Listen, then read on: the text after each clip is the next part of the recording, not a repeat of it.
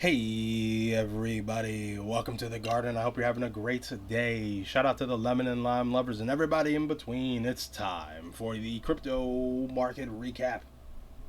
Let's hop into these charts, see what the story is and what it may be.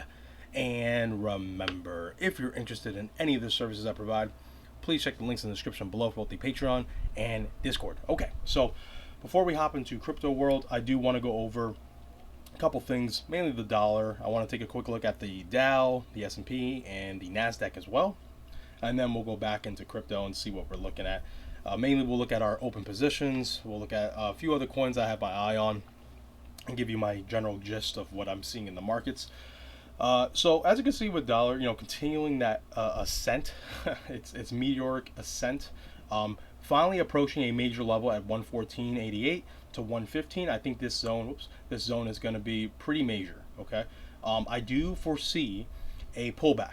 Now, how deep this pullback will be dependent on a lot of things, but mainly geopolitics, unfortunately. And when that's the case, you want to veer on the side of caution and expect minor pullbacks, major runs. All right, as we've kind of been seeing, minor pullbacks, major runs. All right, so this pattern is possibly going to keep going all the way until we get to this major level at 126.210.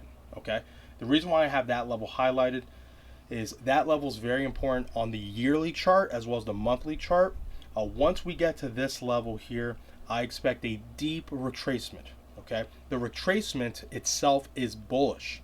So if you watched my last recap video, I believe the dollar chart wise is in a multi-year bull market. Okay, possibly 10 years. All right, so pretty much all the way from now to 2030 potentially.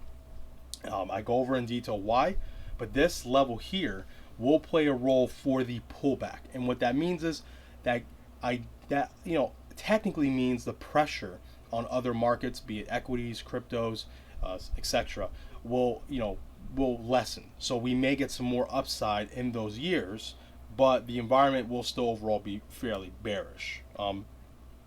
So right now, we may be approaching a minor pullback level here at 114.88. We could possibly see a bull flag formation, so it will be a minor pullback but nothing major, or we can see a retracement coming back towards 111 to maybe even this ascending trend line, which comes out to be like 110, 108, or 109. So depending how fast or slow it comes down, we could see a decent pullback that will give us some short-term respite on all the selling in the other markets. But do not be fooled. It's very likely you're going to see the dollar continuing to rise, because all you have to do is look at the monthly and 12-month charts. The levels it's broken, especially in the 12-month chart. This is it. Okay, unless in the next 3 months we can just pretty much sell this all off and create a very bearish candle here, I see this to be many years of just upside. All right, so let's just trust the charts. And so far the chart's telling us the Dixie's getting close to a level, and we should foresee a pullback, and hopefully that leads to some nice buying, some nice rises in the crypto and stock market. Okay, all right, let's take a quick look at the Dow, see what happened today. So Dow, continuing the selling, confirmed the breakage of the 2022 lows. So we have now officially confirmed that break under. We had a closure under that level, and we're just making our way, retracing this rise, right? So I told you, in the last recap video, you're likely going to see almost all of this retrace back, maybe even all of it. So you can look from anywhere from 68% to 90%. If you want to use fib targets, you could do that. So you just go from this low pivot down here, go to the very high, and you'll get a general idea of where you can probably see price get to. It's very unlikely to stop at the 50. It can stop at the 61 point, but the reason why it's very unlikely is because you have to take into account the fundamentals of what this rise was, and it was all just printing from one entity, which was the central bank, which was the Federal Reserve, who have admitted that they are going to sell. They are going to lessen their book going forward until they hit a 2% inflation rate, and they're nowhere near it. So it's very likely that all of this will get taken out. So look for at least a 78.6 retracement, and most likely a 100% retracement and lower. That's how I'm looking at this. I think there's so much free money in the system that needs to get taken out, and that's what we're in the process of. So this drawdown, this fall is just beginning, and I hope I'm wrong. If you think I'm wrong, please let me know why you think I'm wrong. But if you're just gonna say I'm wrong because I'm wrong, well, you're living in la la land. I'm getting the news, the data straight from the Fed itself, the horse's mouth. They're telling you what they're doing, okay? And they're going to lessen their book over these next couple years. All right. So look for at least a 78.6 retracement, in my opinion. So we're looking at another probably $20,000 Dow, right? We're probably talking about $20,000 Dow at this point. So another 10,000 points coming off the Dow, in my opinion, at the least. At the least. And then don't get me started, because, oh wait, this is a whole other thing. So we're not going to talk there, but we're just talking about the COVID rise for now. The whole 08 inflation stuff is nuts. That might be next on the docket for the Fed. All right, so looking at the S&P, very similar, has not broken the 2022 lows it had made earlier in the year. So that's what's in the process of right now. Both the Dow and the S&P are nearing bounce levels. So the Dow has about 100 points lower, and there's a pretty significant bounce level there. The S&P has to actually break under this level, and there's actually a bounce level right here at 35.20. We'll likely start oscillating around here, and then eventually it's going to look to break under or at the COVID pivot high here, which is 3394.4. Okay, so the Dow already broke that level on its chart. The S&P hasn't gotten there yet, but that's likely going to be its next stop. All right, and doing that will get it into the fair value channel, which is a good sign for the S&P. Okay, it's a really good sign, because this is where you want the S&P to be, the price to be, in the fair value channel. If it can start trading within here and just pretty much get on a very even, healthy track, then in the long run, that's really, really good for the biggest companies in the world. Okay, so watch for a minor bounce at 35.20, but look for ultimately price to get to in the short term at 3394.4. All right, so next is the NASDAQ. So similar, so NASDAQ's actually in a sticky situation, and this is mainly because of how inflated the tech stocks are. The tech stocks are definitely by far the most overvalued, inflated companies in the world, and you can see that in the NASDAQ chart. So as you can see right here, this is the COVID high, right? The pivot prior to the COVID drop in March, which is 9,756, and look how far away the NASDAQ is from this level. It's super far away, so it has tons of room compared to the S&P, which is maybe 100 points away. The Dow, which already broke under it. The NASDAQ has so much more room to come down, and that's a real sign of how overvalued the NASDAQ is. So watch out. The NASDAQ is at a key level right now. It's at the median line of my descending channel. As you can see, it's had a couple wicks that's come down here and respected it, but eventually it's going to break towards this daily pivot level, which is at 11,071 or 11,000 flat, give or take. But that level will unlikely hold in the long term. So what you'll likely see is price come in, maybe have a nice consolidation there, break up, and then a break lower. How high the breakup will be very dependent on the Dow. Okay, because the Dow broke its COVID level. If it does come breaking down now and then breaks up back towards a level, that will likely bring a pretty extended move to the upside for the NASDAQ. Okay, the NASDAQ's downside is likely going to be stunted just a bit because of the activity here, all this confluence. But the upside, there will be plenty of it. You could possibly get back to 11.5, and if it's really strong, a really nice bear market rally, you may get all the way back towards the top of this descending channel, potentially. Okay, so we could see a nice bounce start forming, but as of right now, you do want to at least see the NASDAQ getting towards this level here. So this level here at 11,000 to 11,071 is the first stop, and I think from there, if we get a nice consolidation, then we'll see a pretty significant bounce. But overall, though, ultimately, we're still going down towards this level here, and I'll change the color to highlight it like this is the level, just like the S&P, it's a red level. So this level here is still where we're ultimately going to get for the NASDAQ, and it's very likely the NASDAQ breaks under this level once it gets there. Okay, All right, so now let's go on to crypto.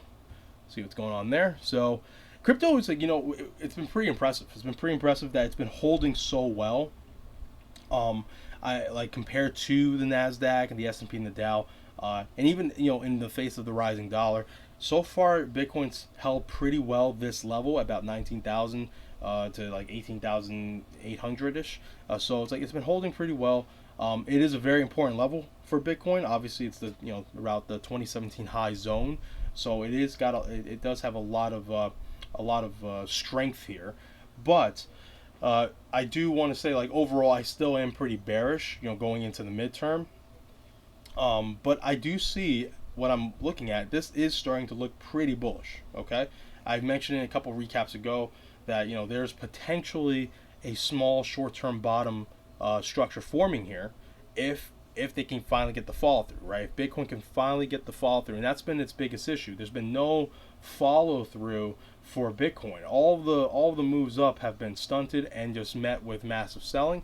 So if Bitcoin can finally get that follow through, this could turn into a very nice base to where we can maybe make those moves to the higher levels from at least 21,500, then to 22,000, then eventually 24,500. And I do believe if we do get towards this level here, it's very likely we break this high pivot over here and we get towards the 28,000 to 30,000 level. Okay, and then potentially we can get even higher towards the 40,000s, but we'll cross that bridge should we get to it once we approach these levels potentially. Okay, but I am liking what I'm seeing. I'm liking how relatively strong Bitcoin's been in the face of the dollar's rise and all the selling in the Nasdaq and the S&P. It's still overall pretty bearish, but in the short term, this is not bad. This is not a bad looking structure. But if we do start seeing it break down, like we see, in my opinion, if we start seeing Bitcoin breaking back under 18,100 to 18,000, I do think the structure is likely to break. It's very unlikely you're going to see this bottom wick down here hold as support, which is about 17,600. So we are at decision time, right? Bitcoin cannot break under these levels. It's gonna be very hard for the bulls to hold this zone down here. And I will say also, the longer it consolidates here, the less I like it. Okay, it needs to start curving up now if we're gonna have that push higher and have follow through. If we're not going to do that, then we're likely going to continue to see this sideways action and finally a slow grind lower. Okay, I will say, as we are approaching in the dollar minor resistance, and then you're also seeing the Nasdaq getting very close to support, the S&P is getting close to support, the Dow is getting to pretty close to minor support. We do have some of the makings of a nice little pop to the upside for everything. Okay, so I am going to lean towards the bullish side. The probabilities are slightly bullish. This is like, we're really close, like towards a coin flip here. It's not really high probabilities one direction or the other when you're looking at the short term price action here, but it is more likely we will see a slight rise, I think, towards at least 21,500. That would be extremely weak. I do see this pivot right here getting taken out, which sits at right now 22,800, we'll say. I see that pivot getting taken out because there's a ton of liquidity above there. And if we are going to pull back from there, that's fine. We'll likely pull back from there, and then we'll likely break far lower. Okay, but if we're going to have an extended move up, then this liquidity at this high pivot at 25,000 to 25,200 is definitely the next target. So that will be the attempt to get up towards those levels. And I think just to grab a liquidity, you're going to see price getting anywhere from 26,000 to at least 27,600. Okay. All right. So that's my take on Bitcoin so far. I'm leaning towards upside. Okay, to at least 21,500. I do think that we are likely to break that past this high pivot. And then get towards at least 22,000 to 24,000 potentially. I'll have to see how price interacts with those zones. If they're bullish, then we'll go to the higher levels like I mentioned here. But if we start breaking this low down here, 18,100, 18,000, then I think this is probably going to fail. All right, so that's my hold me to that. That's what I'm thinking. But I am leaning towards upside personally. All right, so next is NASDAQ. Not NASDAQ. Polkadot. Okay, so Polkadot. Also, very similar to Bitcoin, holding this bottom wick, broke under it slightly, but didn't close. So this bottomed at 5.971, and this bottom wick right here was $6. So slight break under, but didn't close under there. Overall, holding this level. The Polkadot looks pretty good, having a decent day today. Very similar to Bitcoin in the sense that it's trying to bottom out here. But what's interesting about it too, it's far more rectangular. Okay, it's like very, very boxy, it's very rangy. All right, we had this slight breakthrough, fail. I'm curious to see if we will have that move back towards $7. What's been interesting about Polkadot is everything in Polkadot has been pretty stable, but the rises have been very lackluster as well. And so have the drops. The drops haven't been that crazy either. When you look compared to like other coins, Polkadot's been fairly stable, pretty tight. So if it does break to the upside, I think it can have a really aggressive breakout, simply because of how tight it's been. The spring will be let loose, and if we break down, same thing. So we have to watch this one very closely. I am leaning towards upside mainly because, well, Bitcoin to me has more potential towards the upside as well. All right, and again, the first levels I'll be looking at is $7 first, but I do eventually see this pivot high up here getting taken out, $8, and then eventually this level here being tested. It'll be a challenge. It'll be a challenge for Polkadot to take out this level. If it does, then watch for $10 to come into play. Yeah, because it's very likely they'll go after all the liquidity up here as well. All right, so Cardano is next. So Cardano, very similar to DOT, holding this level right here even tighter, right? It's holding this level even tighter. Didn't even visit this bottom wick at all at 40 cents or 402. Yeah, this has been very, very tight. If it could hold this level for another day or so, I'm gonna get very, very bullish on Cardano to come up higher to at least 48 to 49 cents, but likely going to break through and get towards 51, 52 cents to take out this high pivot. And potentially, we can maybe finally see these higher levels up here getting taken out. All right, and then finally maybe even get to challenge these wicks towards the top side here. All right, so this is going to be the first test here. It's all about trying to get the liquidity. So if they can get the liquidity at 52 to 53 cents, then we're likely going to see a push at least towards 57.50. Failure there can happen. We just have to see how Bitcoin looks. That's kind of the catch-22 with these cryptos. No matter how good they look in a vacuum, they are still tied to Bitcoin. If Bitcoin starts looking weak as Cardano is getting towards these levels, then you'll just see it fail. Yeah, but I do like what I'm seeing from these coins so far, for sure. All right, so let's see Avalanche next. All right, so Avalanche. This is far more similar to Bitcoin, right? So it's not as squared off. It's definitely got more of like an Adam and Eve sort of bottom, like a double bottom sort of formation, potentially. And this much more similar to Bitcoin. So it had its bottom here, and potentially has its bottom here. It's trying to create a very tight descending wedge pattern here. So I'm curious to see if it's going to actually be able to get the follow through to break through.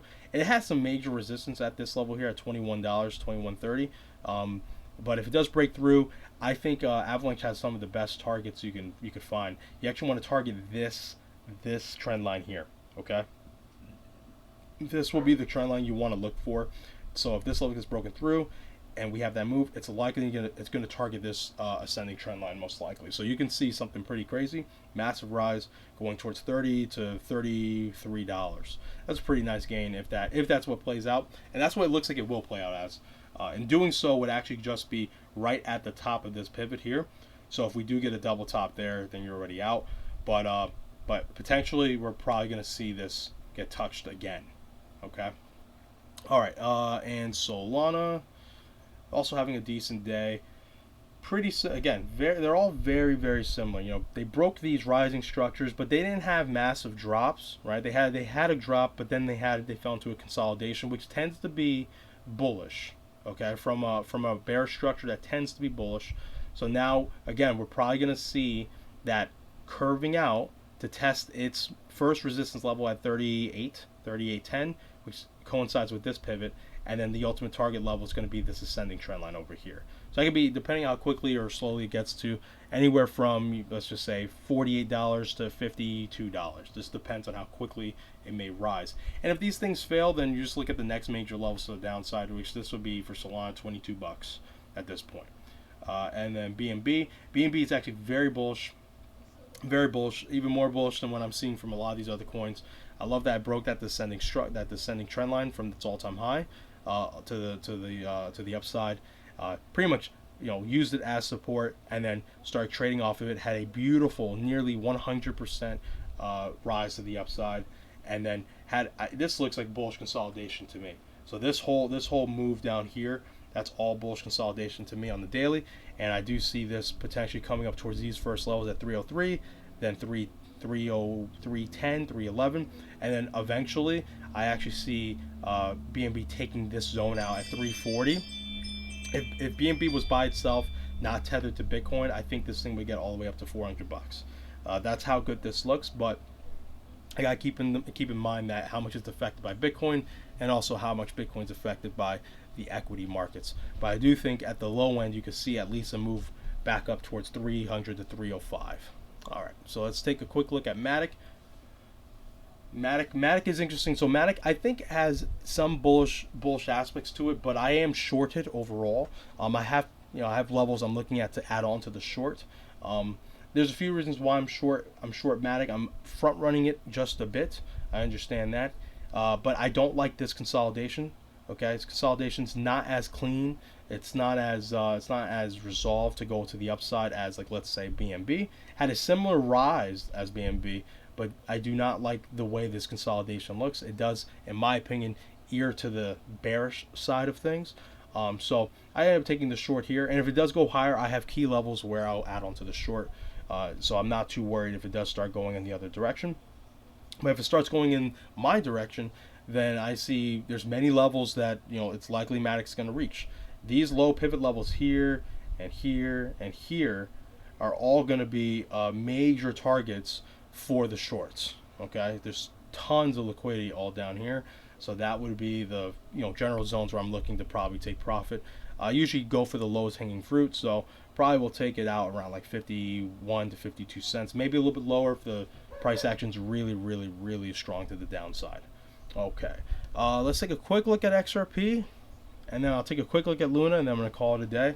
So XRP, beautiful rise, got to a key level at 54 cents, 54.5 cents, wicked there, then sold off, and now it's starting consolidation. Okay, so as long as it can hold the structure, it's very early, hold a bullish structure, this is fine. This is a normal behavior from price action that's been in a massive range for a long period of time.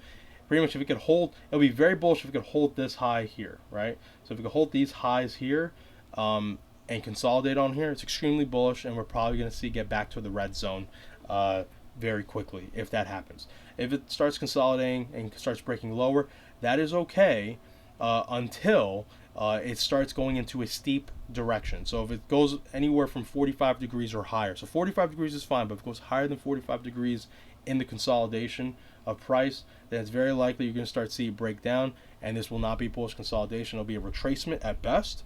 And if it retraces, it can retrace all the way back to 39 to 40 cents and still be bullish. Okay, it's not as bullish as a bullish consolidation here, but if it does retrace here and holds, that's fine in the long run. It's just coming back to retrace the breakout level, and then it'll eventually make its way back up.